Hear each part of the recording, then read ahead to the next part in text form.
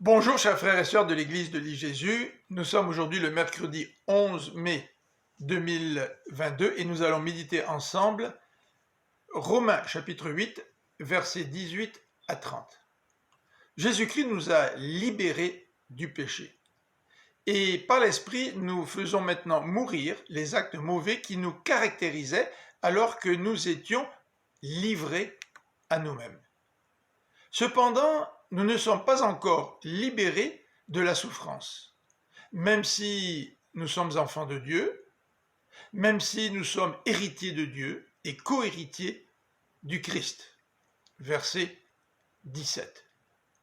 Dans les versets 18 à 23, Paul précise que la création sera délivrée de la corruption. Elle gémit, comme une femme souffre des douleurs de l'enfantement. Elle aspire à cette libération. Nous aussi, nous gémissons en attendant cette libération, en attendant d'être pleinement établis dans notre condition de fils adoptif.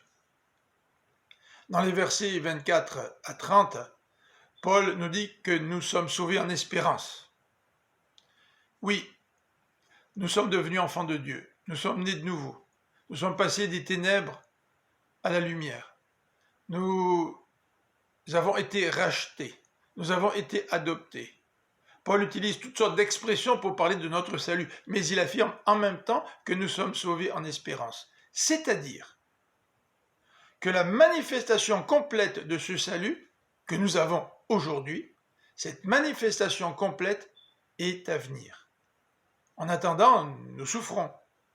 Mais l'Esprit nous aide dans notre faiblesse, en particulier lorsque nous ne savons pas comment prier, que nous soyons malades, que nous ayons perdu notre travail, que nous soyons en deuil.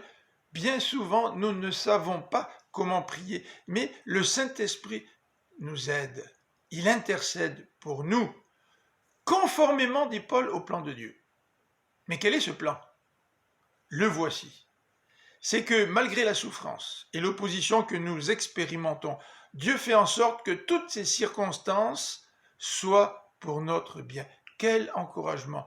Dieu fait en sorte que ce qui nous arrive concourt à notre bien. Pour nous encourager, Paul décrit la condition du croyant dans les versets 28 à 30. Ceux qu'il a connus d'avance, il les a destinés à devenir conformes à Jésus-Christ son Fils. Ceux qu'il a destinés à devenir conformes à Jésus-Christ, il les a appelés à lui. Et ceux qu'il a appelés, il les a aussi déclarés justes. Ceux qu'il a déclarés justes, il les a aussi conduits à la gloire. Voilà le plan de Dieu pour chacun d'entre nous. Je vous souhaite une bonne fin de journée, que le Seigneur vous bénisse. À demain.